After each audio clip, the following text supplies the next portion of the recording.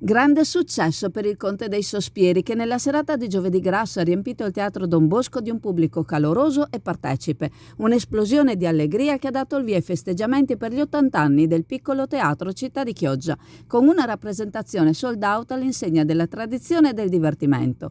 Ambientata nel Carnevale del 1750, la commedia in 2 atti in dialetto veneto è una rivisitazione in prosa di un canovaccio settecentesco, seguendo la linea teatrale tracciata da Arturo Rossato e Tonino Micheluzzi.